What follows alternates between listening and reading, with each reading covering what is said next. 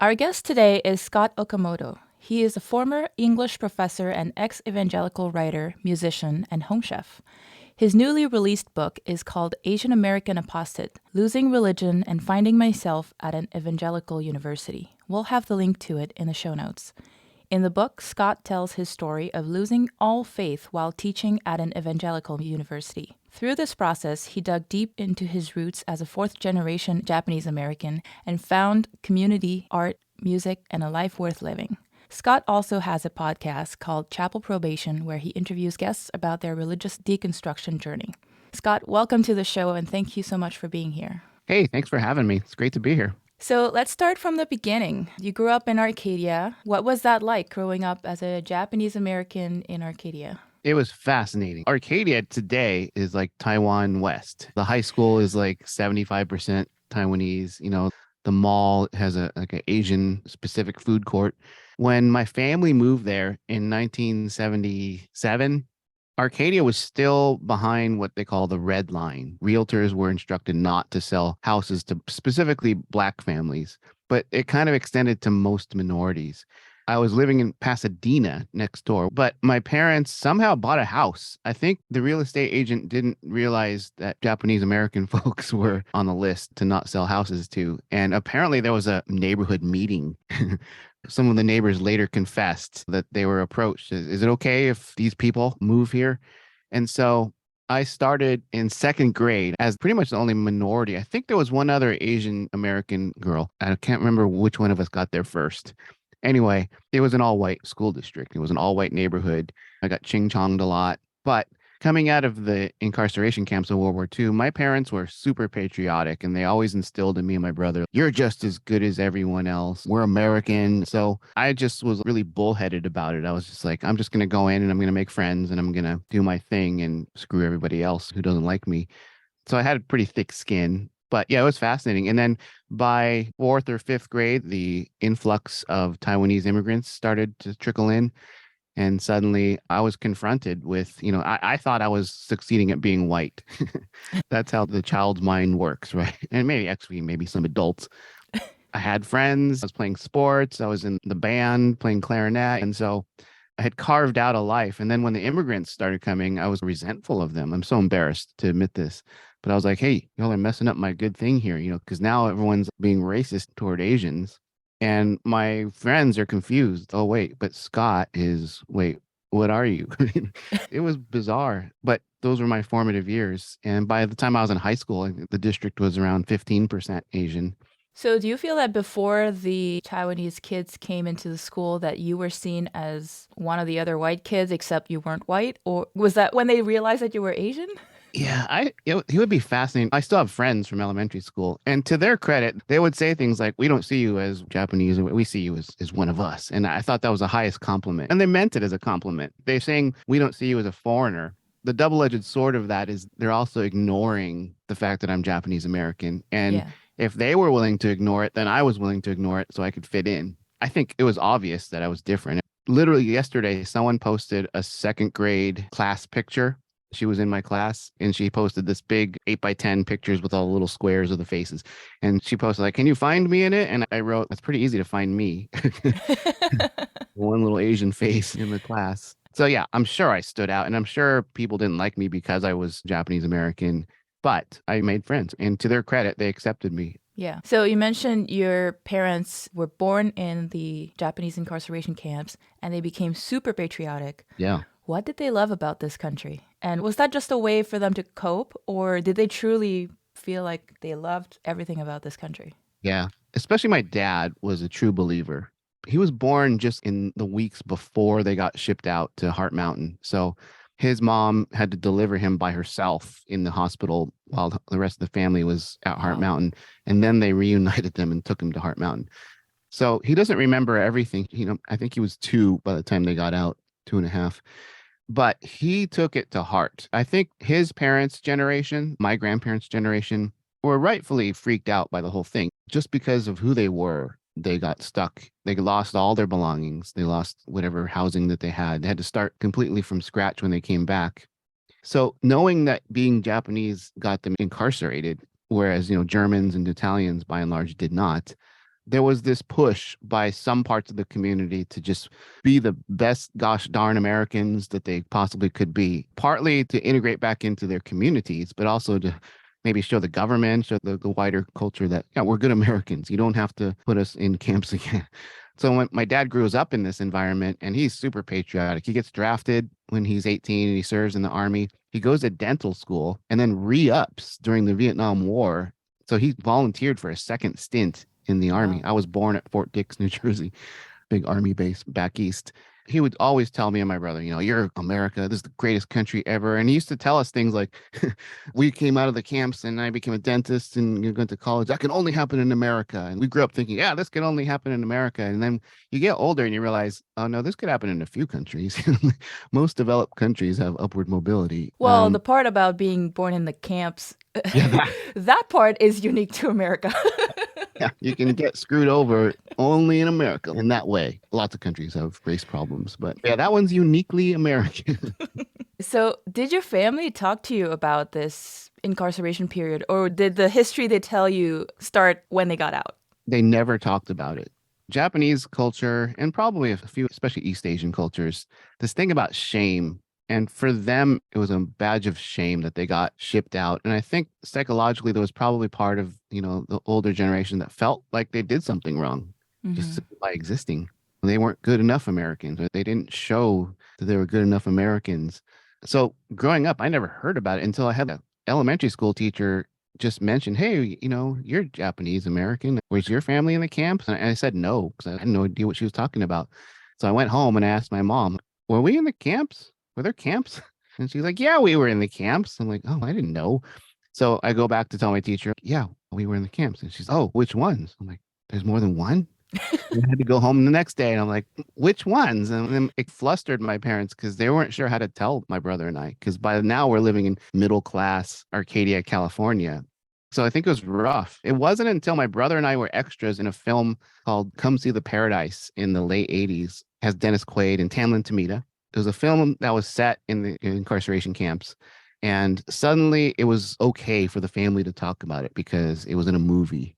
And so suddenly my grandparents are telling stories. My aunts and uncles are telling stories. They're talking about the 442nd. They recruited the men to go fight Hitler and fight against Japan while their families were incarcerated. And yeah, you talk about patriotism. There was this thing called no boys because they were forced to sign those questionnaires. And there were two questions. Do you forswear allegiance to the Emperor of Japan and will you serve in the army? And my grandpa was a yes, no. He was like, I'll forswear, screw the emperor, but I'm not fighting for this country. You all locked us up. So he could have been in a lot of trouble, but fortunately he wasn't. He had two kids at the time. So yeah, it wasn't until I was in high school that it was okay in the family to speak openly about the camps. And that was like the late 80s. And that was after the reparations got passed. We didn't have the money yet, but it was coming. Yeah. And did your schools talk about it? Because I had some previous guests say that school kind of glossed over it, didn't really explain what that was, and almost didn't mention it until they had to bring it up. No, I took AP US history and we had a teacher who had a PhD in American history and he brought it up. So he asked me about it. But other than that one fourth or fifth grade teacher and then the AP history teacher, it was never in any textbooks. I'm old. This is like the 80s. It was in my kids' high school textbook, but like you said, it was it's like a paragraph, very little context. And I've heard that some of these textbooks even kind of hint that there was like spies or there were actual reasons when really the government admitted there were no reasons. It was just a land grab to get the farmland back in California. So, yeah. All right, let's talk about your book, which I read from front to back. It was very entertaining. I really enjoyed it, but it also terrified me because that's a new world for me. I grew up on the other side of the world and Okay. I grew up Catholic. I'm no longer religious, but I grew up going to Catholic Mass and my parents are still religious. It's only after I came to America that I started to hear about fundamentalist Christianity and I was like, what was that? Yeah. And then people told me, oh, they believe that everything that's in the Bible happened exactly as it is, including the old stuff. And I'm like, wait, what? What about like basic? Because that's not how you were raised, right? Yeah. I was like, wait, so you believe things that don't scientifically make sense too? And Yeah. they're like, yeah. Yeah. The whole thing. That's how I was raised. Yeah. So, why did you write this book and what do you hope will come from it? I was teaching at a local evangelical school and realized pretty much during the Bush era, the early 2000s, that man, my faith was fading fast. And my students and my colleagues and the culture of the church I was going to was not helping. And so when I came to grips with it, I started writing stories down, kind of in a journal. Someone would say something really racist or something really sexist or homophobic. I thought I was just compiling stories to entertain people while sitting in a bar someday, or maybe write an essay about my experience. Because I thought I was going to stay, even though I wasn't a Christian anymore, especially an evangelical Christian. I was teaching my students a version of evangelical Christianity that was affirming and caring and loving, and not like the Fox News version of Christianity, which was just hating everybody that was different than them. So I slept well. As long as I wasn't trying to proselytize anyone out of their faith. It's an accredited university. 99% of the stuff I'm teaching is just English, composition, literature, creative writing. But they want you to do faith integration at these schools. So, yeah, I dig Jesus. Jesus has some really amazing teachings that would be great if society could follow some of them, most of Yeah. them. Yeah, I stayed for 15 years trying to make it work. And when I realized they weren't going to keep me on, I was getting in trouble every semester. I had my usual chair in my chairperson's office to go and sit and hear the latest complaints. That's when I thought, oh, well, maybe I have a book. And so it became this collection of horror stories, like you mentioned, that are kind of funny. I try to find humor in it, at least. I make fun of myself a lot in the stories. I'm not the hero of a lot of these stories. I say and do some very questionable things in the moment of stress or in a moment of depression. But there are some beautiful moments too. So I wanted to capture the whole thing, like the horrible things, but also having relationships with students and faculty who are super conservative, but finding those common threads that we can actually care about each other and listen to each other's stories and listen to each other's lives. That's what I was hoping the book would be. And then it's really hard to get published when you're a nobody, especially you're a nobody coming from an evangelical university. It's not like people are clamoring to publish your book. So it took me a while to figure out what I was writing, to get an agent, and then get this thing published. It took 10 years. In the meantime, I quit. They were going to fire me, so I quit. My wife became a dentist, took over the family practice, so I didn't have to become a dentist. And I was a stay-at-home dad for a number of years, driving the kids to school, making lunches, and I became the cook. I taught myself how to cook better and better food. YouTube's awesome for that, by the way. Eventually, through workshopping it with other people, people wanted not just the horror stories. It was pretty much a tell-all expose of the school, which is fine, but it doesn't leave you with much hope. While I was going through all that, I joined a community here in Los Angeles called the Tuesday Night Cafe, which is a predominantly Asian American art space. And you should come. You should perform. I'd love to. Yeah, I'll hook you up with the folks there. That showed me how to be an Asian American in this culture, how to fully engage in and understand my identity as a Japanese American versus other East Asians or Southeast Asians or South Asians, how we as mostly a political body, because not much commonality between our races, whether it's the food or the language, or it's just we have black hair, maybe certain facial features. I don't know. It's like they lump us all together, but there's power in that. And so learning how to be in community with artists and activists, musicians, actors, writers, poets, predominantly of Asian American Pacific Islander heritage was super powerful for me. And it gave me a view into a future that I could have. Because when you grow up in Christianity, especially evangelical Christianity, that's your whole life, your whole community, even your family. And while I was at this school, I was able to make a space for myself in this community. And those people to this day are my chosen family. So when I left, I didn't miss anything. I don't know if you've seen the ex-evangelical stuff online and different social media. It's a lot of loneliness, a lot of anxiety because their whole lives are wrapped up and they realize one day, oh my gosh, I don't believe this anymore, but I have nothing outside of this. And so I was hoping the book would be an example of like, you can start to figure out who you are outside of this and find your people and find your values and find your communities. Yeah. You mentioned an anecdote in your book where you were at UC San Diego in '88 and your friends introduced you to a couple of gay men and you were surprised that they seemed perfectly normal. Yeah. And then that kind of started getting you to question, what else have I been assuming that was wrong? Yeah. So embarrassing. I guess, first of all, what do you think evangelicals expect LGBTQ community members to look like?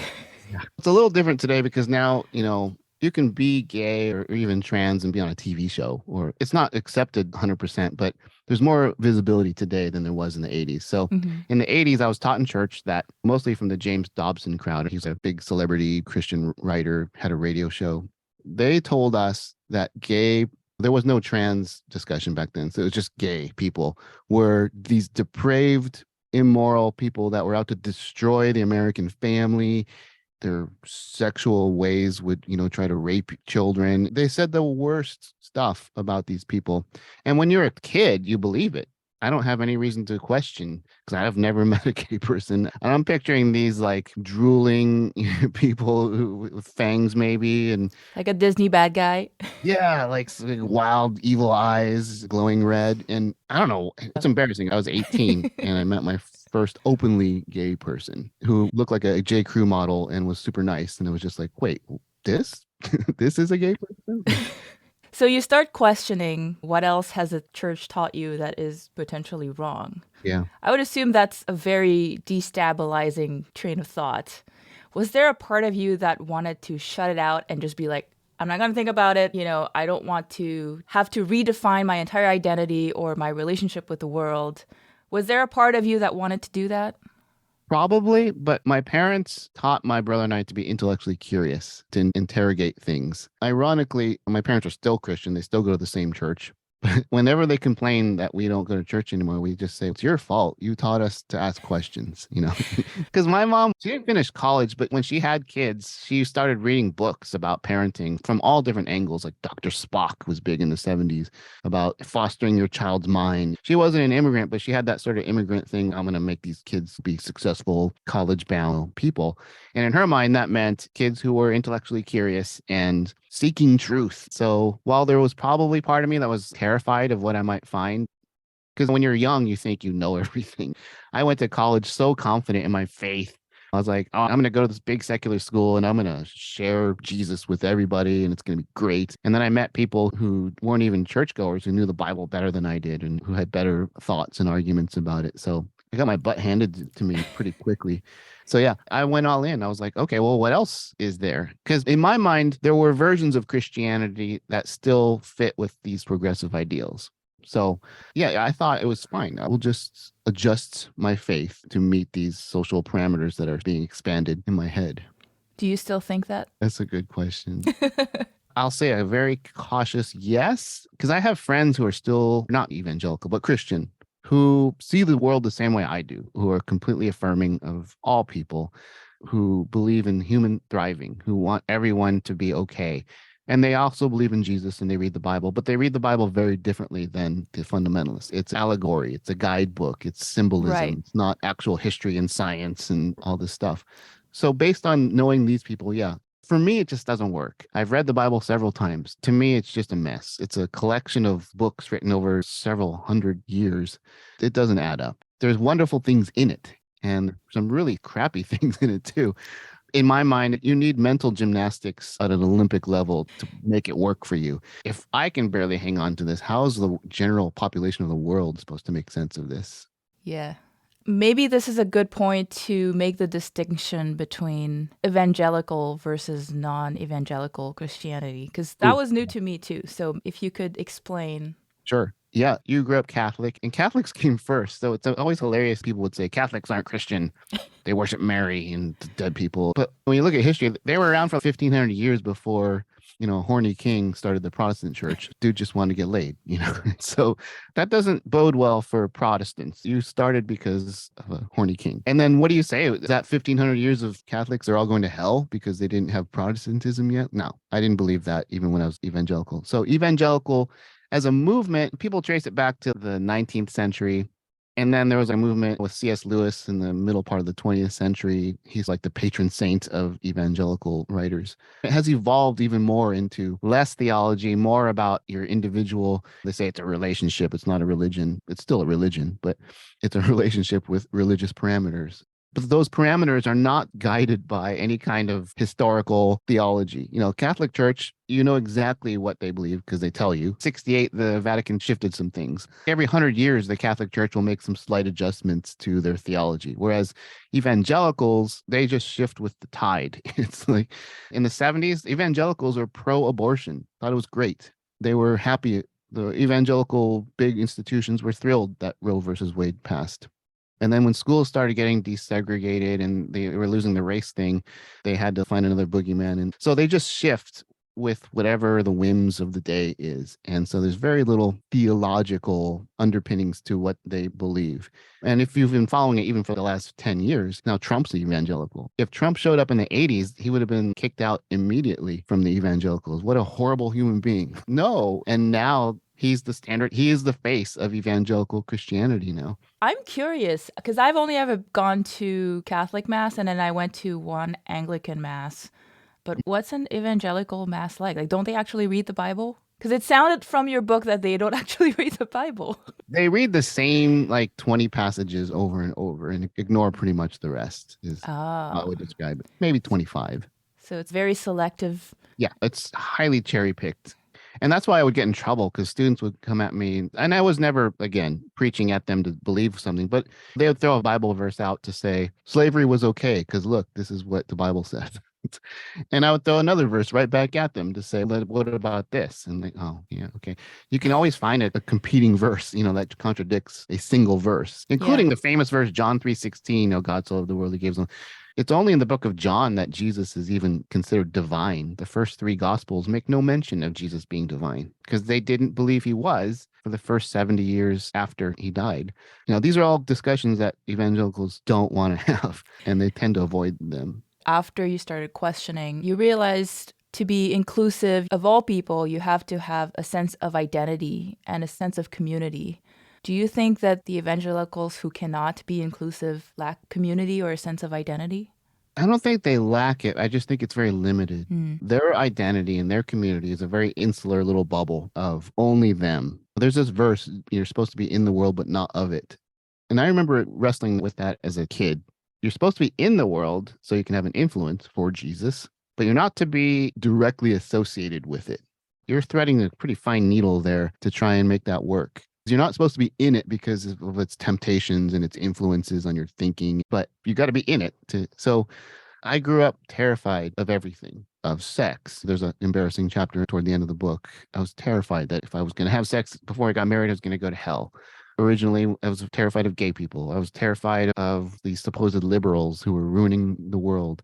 It's taught to you in a very childlike way, this very black and white world that you live in. There are certain things that are redeemed and positive for your Christian faith. Everything else is out to get you and tear you away from your faith. So yeah, these communities, they really band together. And there are people whose only friends and family they associate with are in these little bubbles. So that's their identity, though. Yeah.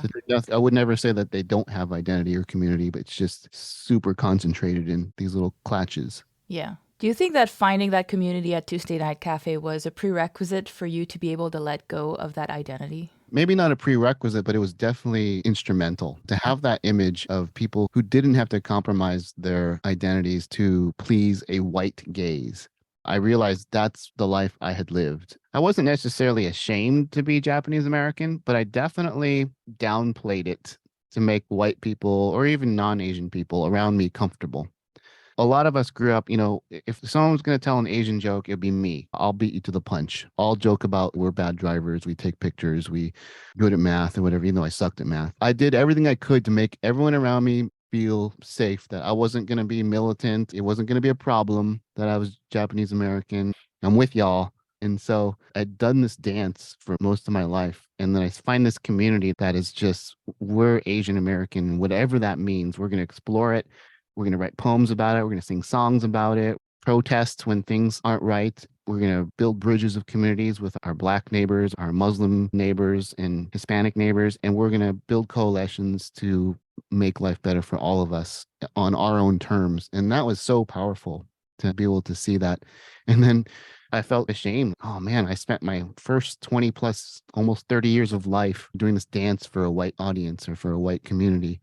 So prerequisite, maybe not, but everyone needs to find their thing, whether it's race or gender, sexuality, and they're all tied together.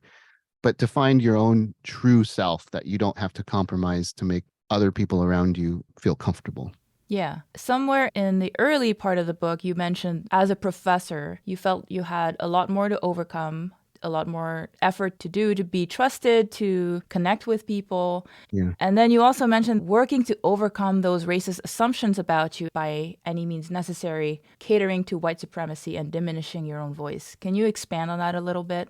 Yeah. As a professor, I knew I'd been a college student, I'd been in grad school, and I knew we as Asian Americans can fall off the radar of a lot of people. We're easy to ignore because they don't know much about us. And so they don't think about us. So when you find those wonderful people who see you and engage with you as who you are, that's a beautiful thing. You got to hang on to that. But by and large, especially white people and even just other non-Asians may or may not see you for who you are.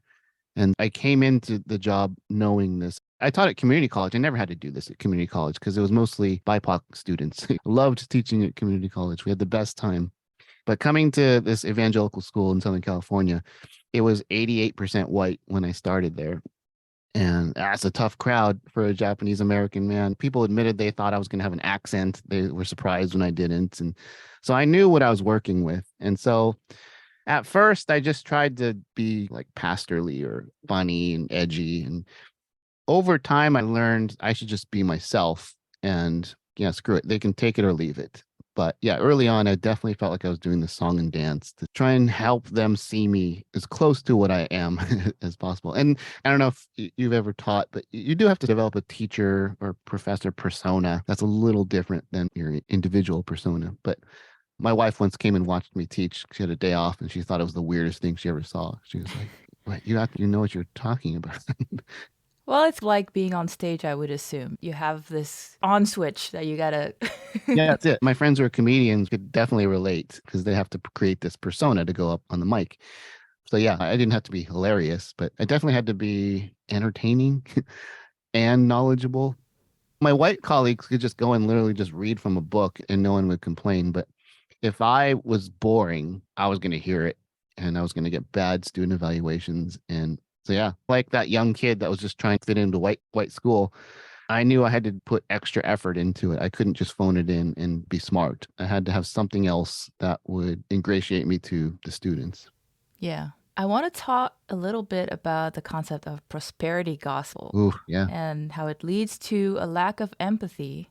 And then at the end of the day, are there healthier alternatives to what prayer should be? Yeah. Oof. That's a huge I know theological. it's a big one. But it's good because we can talk about this. So the prosperity gospel is this notion that if I'm right with God, Jesus, the Holy Spirit, and I pray correctly and I live correctly, God will bless me with riches. AP in their bookstore, up until just a few years ago, sold a license plate holder that had this Jeremiah prosperity gospel verse. For I know what riches are in store for you, or something like that. With the implication that you go to the school, you're a good Christian, you're going to be rich, because that's the goal, which is funny because Jesus never said anything positive about money. He said pretty negative things about money. Yeah, because I'm pretty sure when I heard these passages as a kid, I understood it as a metaphor for spiritual riches, Right. not like actual money. Yeah. No, the evangelicals, money is like a fruit of the spirit.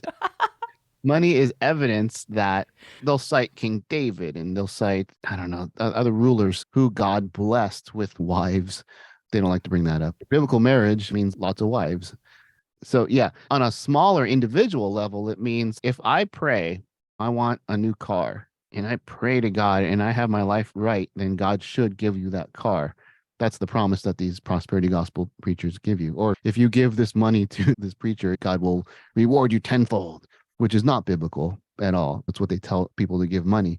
And even not just money, if I need to get this job. So let's pray that I get this job.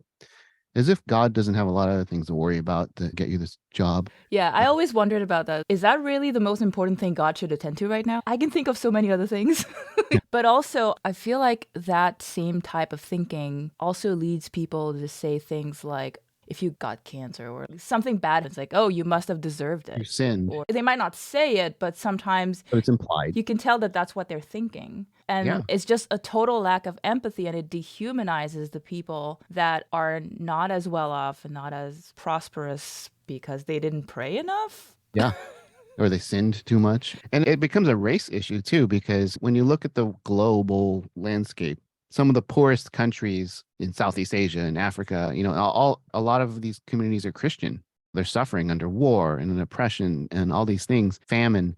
Are we really saying that God is punishing them because they're not being faithful enough? Yeah, that's kind of the implicate. That's the only logical conclusion of the prosperity gospel is they didn't pray right. They don't drive Bentleys because they don't have it right with God. It's really easy for someone in the middle class and above to believe in the prosperity gospel because they already have privilege. Oh, I drive my Mercedes and I deserve this because God has blessed me because I'm such a great Christian, is the thinking. It's really messed up. Yeah. So, is there a healthier approach to prayer, do you think? Yeah, as someone who doesn't believe anymore, any kind of meditation, the medical community will say is good. It lowers your blood pressure. It helps you focus on things outside of yourself and see the big picture. I'm all for that. I don't believe in praying to the big old white guy in the sky anymore, but things like yoga and meditation and just being conscious of people and things happening around you, I think is great. And as for prayer, man, that was something I wrestled with my whole Christian life. Like, what is even the point? Because there's this question, if God is all knowing and omnipotent, then everything's already set in motion, like, Yeah, he should know what you want. yeah, God already knows. So why are we asking him? Seems pointless. God knows you're going to get that pony or not, or you're going to get that job. It's like it's already set because God is all these things. It seems like an exercise in futility to just spend all this time on your knees by your bed praying and fervently. There was always those passages in the Bible of David praying for days or the Old Testament especially, people just praying and praying and they were held up as these wonderful examples of what prayer can be. I'm like, days? I gotta go to school. You can't be praying for what are you praying? Like just saying the same thing over and over, or is this a conversation? Or yeah, it's no Christian, particularly evangelicals, will have a good answer. They'll say it's a relationship and I'm just praying to my Lord, and asking God for things is a big part of prayer. And I always found that to be problematic. Yeah, that's very new to me because that was not the way prayer was when I was a kid. People would pray for, give me strength to go through this hard Sure. thing that I'm going through. Yeah. Or if somebody was sick or something, they would pray for them, that kind of thing. But I didn't know that people would pray for Bentleys. I was like, whoa, I didn't know a capitalist God. But even the sick thing, like Christians can be really cruel. Like I had a colleague whose wife was going to have brain surgery, and it was 50-50 whether she's going to make it through this. And the way that some Christians tried to comfort him by saying, maybe it's her time and God just needs her in heaven more than you need her. So that's really a terrible thing to tell someone. Yeah. It's part of God's plan that she's going to die in this surgery and you need to be comforted by this. No, that's not okay. Yeah, that was what triggered my deconstruction, was when somebody did something that was not cool and then tried to get away with it by saying, well, maybe it was God's plan. I'm like, it was your freaking decision, dude. What? And I was like, okay, I'm done. Yeah, and you're done with the people for sure, and the culture and the theology that brings people to that point. I've been there too. Yeah, absolutely. Another thing that I was curious about, you mentioned that the moderate Bill Clinton was your gateway drug to a progressive existence. Yeah. Do you think that middle road transition was necessary? If it was AOC at the time instead of Bill Clinton, do you think that would have pushed you back to the conservative camp? Yeah, that's a good question. I think not. I think I would have been fine with AOC, even though there was nothing like that back in the early 90s. Bernie Sanders was there. But again, kind of like meeting gay people for the first time, I was taught that Democrats and liberals were trying to destroy America. And I was a good Republican. In one of the flashbacks of the book, I talk about going to a campaign stop by the vice presidential candidate in '88. And I was really surprised. I thought he was going to be spouting off all this. We should worship Satan, sacrifice children to some pagan god, and make everyone have an abortion. I was ready to go and hate this guy. And everything he said, it's a campaign. So everything's just sounded pretty universalist, pro America. We need to make education work. We need to take care of homeless people. And I was like, wow, that all sounds pretty reasonable. Like, what was the big deal with Democrats? So, yeah, when Bill Clinton was elected, I was worried because I was still hanging on to my evangelical identity. But again, everything he said was like, oh, yeah, no, that makes sense. That's I don't know why people are so upset. So your question was, is it necessary universally? No, depends on where you're at. Like I was at a developmental stage in college. Yeah. For me, it was a necessary thing to just ease my way toward a progressive mindset because I recognize that everything Jesus said would be considered progressive in the 20th and 21st century. And so it was pretty easy for me. But I think if you grew up in like this Fox News era of Christianity, something major has to happen. Those people are not listening to logic. They're not using logic. They're using like half logic and just ingrained hatred of certain people. And they look for anything that will confirm this hatred for these other people so they can stay doing it and then take over the government and make everybody white Yeah. Christian.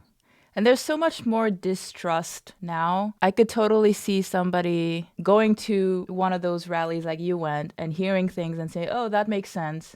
They must be lying. They must have some secret plan Yeah, they don't mean that. that they're going to execute when they get into the office. Like there's so much distrust. And anytime something does not fit their narrative, fake news. Fake news. Yeah. So I grew up in an era before that term. So it was just like I would take things at face value and say, that makes sense. But you're right. I think the mindset has morphed into this complete distrust of Yeah. anyone on the other side of what you believe. But one really heartening thing about your book is you have so many stories where you talk to these students. They come in, they're super conservative, they're super evangelical, but you still are able to get through to them. Yeah. Do you want to tell us a couple of your favorite stories? Yeah, sure. And there are many more that didn't make it in the book. But by and large, I would make a deal with all my students. You come into this class, it's going to be a safe space. And it doesn't mean what it means today, but a safe space for all of us to engage. And that's why students were so happily just spouting out racist crap. Because I told them, like, say what you think and then we'll talk about it. And I didn't realize I was inviting so much stress into my life to hear all these horrible things that they would say. But I learned that these are 17, 18-year-old kids who are just trying out this is what they've been told. They don't know what they believe yet. And so we would deal with it. And in doing so, I tried to create an environment where we would all see each other as human. I mean, most of them are conservative fundamentalists, but there were always the one or two kids who were the rebels, the liberals. I tried to make everyone see each other. Why do you think this? Why do you believe this? What in your life has impacted you to come to these places? So my feeling was, and I don't know if it'll work anymore in this day and age, but back in the early 2000s, I could say, I care about you as a human. I want the best for you. So what are you bringing to the table compared to what I'm bringing to the table or what this person's bringing to the table? Just to pull them out of their own little bubble to say, man, look, there's all these experiences. Yours is not the only one. And through that process, class would end and students would say, can we get coffee and keep talking about this? And so I'd say, sure, if I had time. And or we'd go out in between classes and sit on the walk and have coffee and just keep talking. Students would eventually start hitting chapel. So I made them a deal. If they ditched chapel, I'd take them out to breakfast. So I did kind of sort of lead a lot of students, but they were allowed 10 absences. So I'm like, save 2 or 3 of your chapel absences, which were between 9:30 and 10:30.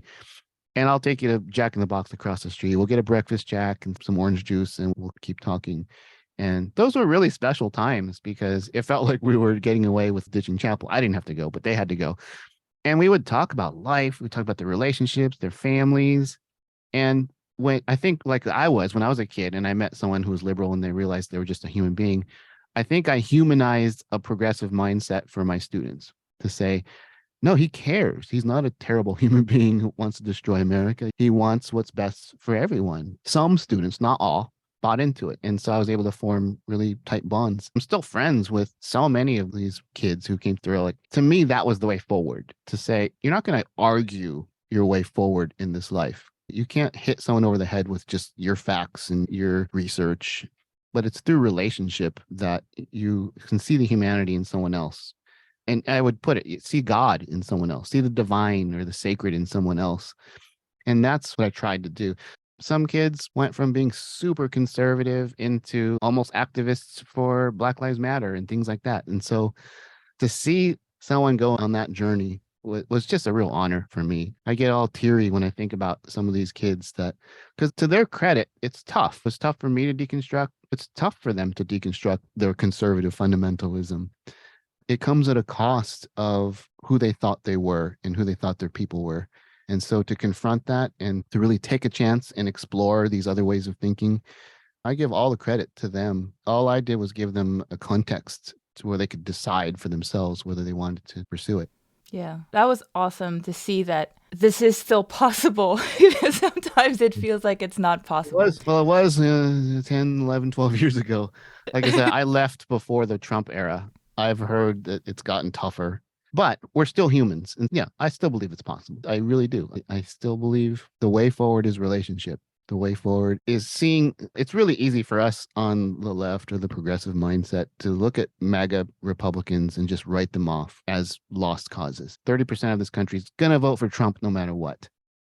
And maybe a lot of them are lost causes. But I believe that relationships with these people will help them see us, what's at stake for us. If you vote for Trump, this is what it's saying. This is what it's saying to me. And this is how it's going to affect my friends and my community. As Asian, this Asian hate crap that happened after the COVID, that was tied directly to Trump's rhetoric and most of the GOP. That's on them. And that's why it's so frustrating. It's just like old elderly Asian folks are getting killed on the streets and they don't see the connection between the rhetoric coming from the top of the country. It's so frustrating, the double standards that they have. So when COVID happened, they would say things like, oh, Kung Flu is just a word. Like, what's the big deal? But then they passed the Don't Say Gay bill. Like, so language does matter? There's so many double standards. And the COVID was a hoax, but it's also Chinese people's fault that everyone's dying of the hoax.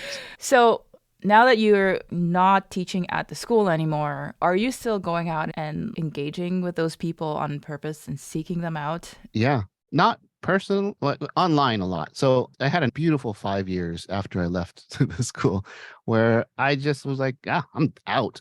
Now I had stopped going to church. Now I don't even teach at the school. Bye. I was living my best life. I had barely thought about this. And it wasn't until the hashtag Evangelical hit Twitter, like 2018 or so, that, there's a whole movement of people now leaving the faith. There's all these issues of decolonizing and deconstructing. And man, I have so much to say and I have so much to contribute because of my experiences. This is what was tempting. It was tempting to just ignore it all and just keep living my best life with my community. And we're still fighting against fundamentalism and fascism things. But, now I'm part of like several communities online on Twitter and Facebook and Instagram. And we try to be a resource for people coming out of faith to say that there's community, there's life, there's abundance, there's joy, there's music. So yeah, I'm not necessarily going toe to toe fighting with the evangelicals directly, but definitely they're pitching in to be a resource. I started a podcast last year called Chapel Probation, which is specifically about people who went to these schools. And then the book, I think, is another way I'm throwing my hat in to say, look, I have a story, I have observations, and I hope it will help people find their way out. Yeah. Now, many Asian American parents want to send their kids to religiously affiliated schools, even if they're not particularly religious. I think that's a very Asian parent thing because they believe that the schools are more strict. And so the kids will learn to be more behaved and more focused on their education. Oh, no. We got to do something about that. What would you say to these parents? The easy argument for the immigrant parents is that the academics suck at these schools. So that should do it right there, right? Because they don't believe in science at these schools. It's a ruse of Satan. Evolution and evolutionary sciences is a big no-no. So if the school's accredited, they'll teach it, but they'll always give the disclaimer, like, we don't believe this is terrible, but we have to teach this. So here's evolution and here's biology and here's physics. So yeah, if those immigrant parents want their kids to be doctors, don't send them to these schools because it's a handicap.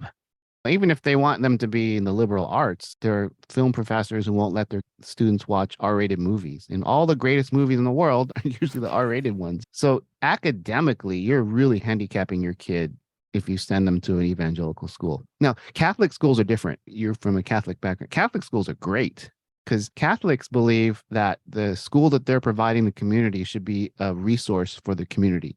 And so they hire atheist professors and professors of other religions because they want to provide the most top-notch education in that community.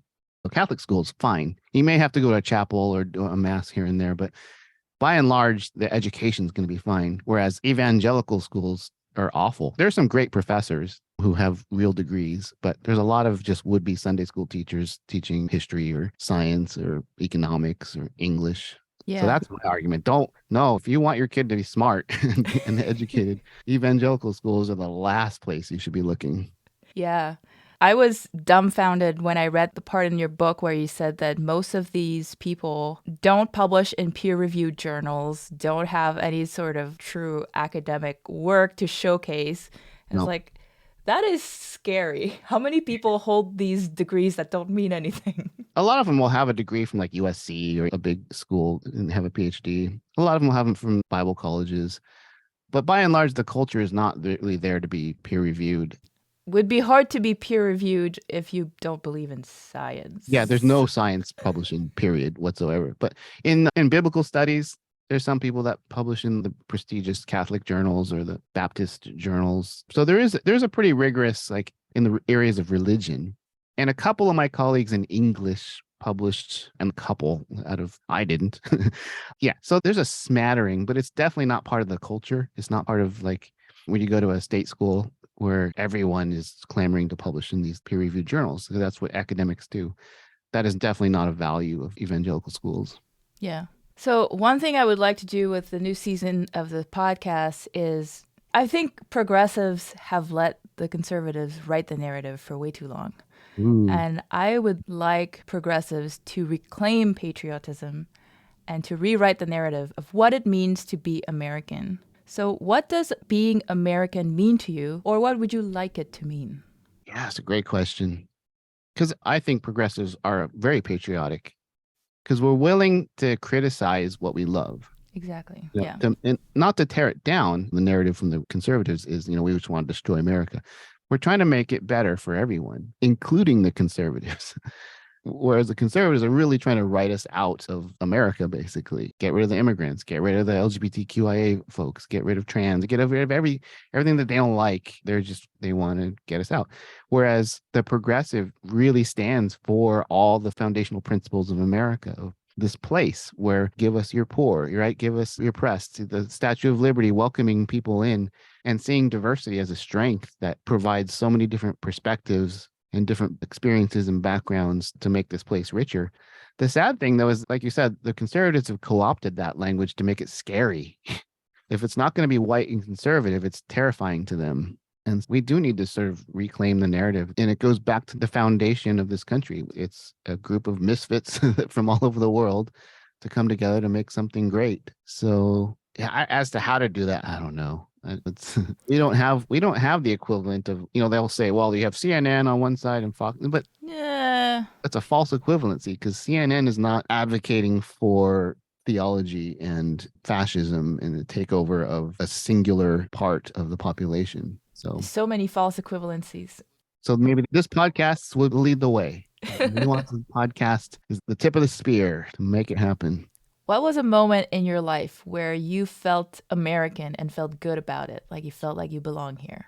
Oof. There's a lot of them, actually. Give us a few. Yeah, because to be clear, I am proud to be in this country and proud. My family has sacrificed a lot.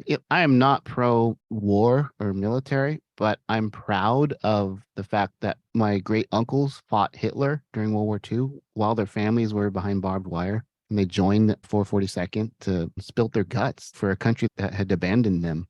It's a terrible narrative. It's a really crappy thing to have to do, but they did it, and I honor that sacrifice. I'm weirdly proud that my dad signed up for a second term in the Army to serve his country. I don't want to do it. I was really glad they got rid of the draft before I came of age. But I can walk into any room and out American someone because I'm a fourth generation American. My family has built a life here and contributed to this country. And the way I see that is I have this privilege of education, of family that came out of camps and built up from nothing. That's privilege for me. And so I feel responsible to use that privilege as an American to help everyone else, people who've come since then. And so my pride is expressed in the art I do, the things I write, music I play. Now, it is hard. I go to certain parts of the country and people ask if I speak English, but I'm always proud to say, yeah, I teach English. How can I help you? Awesome. To end the interview, we like to have rapid fire questions, and these are just short questions, one word or one phrase answers. You don't have to explain, but you can if you want to. Okay. All right. Yeah. What's an Asian food that you should like but don't? Oh yeah, that's a tough one because there's so many Asian foods. Stinky tofu. I've never been able to. I've tried it. The 626 night market. You can smell it throughout pretty much half of the area. I know people who love it. Yeah. I didn't hate it, but it was just definitely not something that was like That you "Ooh, would yeah, crave. I'm Yeah. craving some stinky tofu. Maybe someday. Maybe it's an acquired taste, but Yeah. What's an Asian food that you'll never get tired of? Oh, sushi. Actually, I'll say most Asian food. You name an Asian identity, and I'll probably have a craving for that food. Yeah. What's your favorite musical piece to play? Ooh. I played clarinet in orchestra. The overture to Candide was a huge part of my development as a classical musician, but pretty much most hard rock stuff on guitar. So anything by Rush or The Police or Van Halen, that makes me happy. Awesome. What woodworking project are you most proud of? I built a deck with my daughter during the pandemic. Ooh, cool. Like a 12 by 12 deck in our backyard. That's Yeah, and awesome. it came out it's very level. You could put a ball in the middle of it and it doesn't roll. It's very level. That's very good.